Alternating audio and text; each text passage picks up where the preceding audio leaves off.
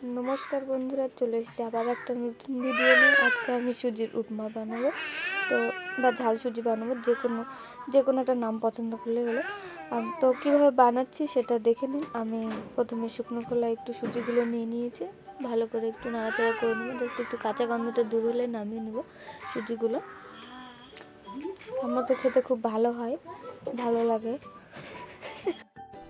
সুজিগুলো নামিয়ে নিয়েছি, এবার একই কড়াইয়ের মধ্যে দিয়ে দিচ্ছি সর্ষের তেল। আপনারা সাদা তেল দিতে পারেন বা ঘি দিতে পারেন, পছন্দ মতন দেবেন। আমি ওর মধ্যে কালো সর্ষে দিয়ে দিয়েছি। ওর মধ্যে চাইলে কারি পাতা দেওয়া যায়, কিন্তু আমার কাছে ছিল না, যেন আমি দেয়নি। এবার তার মধ্যে কিছু সবজি নিয়েছি, সবজিগুলো একটু ভাজা করে নেবেন। তার মধ্যে আছে ফুলকপিগুলোকে একটু ছোটো ছোটো করে কেটে নিয়েছি, বেশি বড় করে ফুলকপিগুলো একটু নাড়াচাড়া করে নিয়েছি। তারপরে একটু গাজর নিয়েছি, গাজরগুলোকে একটু বড় বড় করেই কেটে দিয়েছি আমি। গাজরগুলোকে নাড়াচাড়া করে নিলাম। নাড়াচাড়া করে নেওয়ার পরে এখন ওর মধ্যে দিয়ে দেবো পেঁয়াজ কুচি। পেঁয়াজগুলোকে দেখুন আমি কীভাবে কেটেছি, বেশি বড় করে না, ছোটো করে নিই, একদম মাংসতে যেভাবে পেঁয়াজ দেয় সেগুলো দিয়েছি। পেঁয়াজগুলোকে একটু নাড়াচাড়া করে নিয়েছি। তার মধ্যে দিয়ে দিচ্ছি কাঁচা লঙ্কা কুচি। আপনারা যদি মনে করেন যে আমি ঝাল কম খাবো তাহলে কম দেবেন, বেশি করে বেশি দিতে পারেন। এগুলো ভালো করে নাড়াচাড়া করে বেশি ভাজবো না। এরপরে দিয়ে দিতে হবে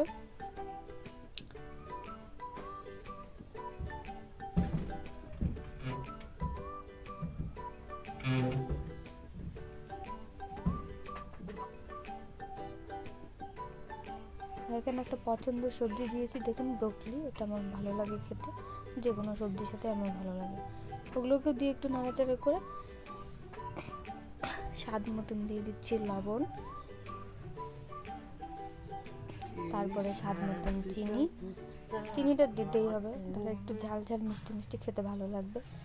নাড়াচাড়া করে নিয়ে এবার আমি একটু ঢাকা চাপা দিয়ে দেবো, যেন সবজিগুলো ভালো করে সেদ্ধ হয়ে যায়। ঢাকনাটা খুলে আর একবার নাড়াচাড়া করে নেবো যে সবজিগুলো সেদ্ধ হয়েছে নাকি। বেশ ভালো মতন সেদ্ধ হয়ে গেছে। আপনাদের আমি তুলে দেখাবো যে কতটা নরম হয়েছে সবজিগুলো। আপনারা বাড়িতে অবশ্যই বানিয়ে খাবেন। বাচ্চাদের ক্ষেত্রে, বাচ্চারা যে কোনো বাচ্চা সবজি খেতে পছন্দ করে না, এভাবে করে দিলে কিন্তু ওরা ভীষণ পছন্দ করে। আমি তারপরে লাস্ট ফিনিশিংয়ে দিলাম টমেটোটা আগে দিইনি, কারণ গলে গেলে ভালো লাগবে না খেতে। টমেটোটা ওই জন্য আমি পরে দিয়েছি। আমার ছেলেটা ছোট এখন, ও এখনও ভালো করে খেতে শেখেনি। দেখুন ভালো করে ভাজা হয়ে গেছে, আমি আপনাদের কাছে থেকে দেখালাম। এবার যে আগে থেকে ভেজে রেখেছিলাম সুজিগুলো, সেগুলো তার মধ্যে দিয়ে দিচ্ছি। সুজিগুলো দিয়ে একটু ভালো করে নাড়াচাড়া করে নেবো, যেন সবজিগুলোর সাথে ভালো করে মিশে যায়। হ্যাঁ, যেটা বলছিলাম, আমার ছেলেটা ছোট, খেতে পারে না, তো তাও বানিয়েছি, আমার ভালো লাগে খেতে। বাড়িতে অনেকেই পছন্দ করে এই সমস্ত খাবার খেতে। দেখুন ভালো করে মেশানো হয়ে গেছে, কতটা সুন্দর কালারটা ভালো এসছে। আপনারা যদি মনে করেন যে হ্যাঁ এটা একটু কালারফুল করব, তাহলে কিন্তু একটু হলুদ দিতে পারেন। আমি এখানে সাদা মতনই করেছি, তাই আমি হলুদ দিইনি। এবার এখানে আমি উষ্ণ গরম জল দেবো। এখানে আমি প্রথমে অল্প অল্প জল দিতে হবে আর নাড়াতে হবে। আমি অল্প জল দিলাম, 1 বাটির মতন জল দিয়েছি, পরে আবার জল দিলাম, দিয়ে ভালো করে নাড়াতে থাকতে হবে, না হলে কিন্তু জমাট বেঁধে যাবে, খেতে একদম ভালো লাগবে না। অনবরত নাড়াচাড়া করতেই হবে। দেখুন জলটা শুকিয়ে যাচ্ছে আস্তে আস্তে, এরকম বারবার নাড়াচাড়া করে যেতে হবে। পরে আমার আরেকটু জল লেগেছিল, আমি দিয়েছিলাম। ভালো করে নাড়াচাড়া করতে হবে, কিন্তু না হলে কিন্তু একদম সুজিটা লেগে ধরবে, তলাতে জমাট বেঁধে যাবে। যত নাড়বেন তত ঝরঝরার মতন চলে আসবে। আবারও একটু জল দিলাম আমি বারবার করে একটা কথাই বলছি যে বারবার কিন্তু ঘন ঘন নাড়াচাড়া করতে হবে।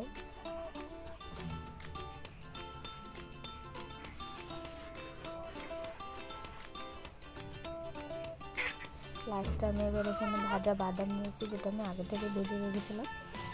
বাদামগুলো দিয়ে দিলাম, দিয়ে ভালো করে মিশিয়ে নিচ্ছি। কিন্তু নাড়া বন্ধ করা যাবে না, একদম নাড়াচাড়া করতেই হবে। দেখুন যত নাড়ছে তত ঝুরঝুর হচ্ছে। এরপর আমি দিয়ে দিয়েছি ধনে পাতা, তারপরে দিয়ে দিচ্ছি লেবুর রস। লেবুর রসটা দিলে একটু টক টক লাগবে, খেতে ভালো লাগবে। আপনার লেবুর রস না থাকলে ভিনেগার দিতে পারেন। যত নাড়াচাড়া করবেন তত সুজিটা আস্তে আস্তে ঝরঝরা হবে।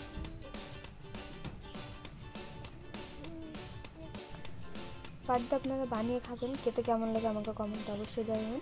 আর কি কি রান্না আপনারা দেখতে পছন্দ করেন আমাকে কমেন্টে অবশ্যই জানাবেন। চ্যানেলটিকে লাইক, কমেন্ট, শেয়ার, সাবস্ক্রাইব অবশ্যই করবেন। আর যে ভিডিওটা দেখবেন সেটা পুরোটাই দেখবেন। ধন্যবাদ।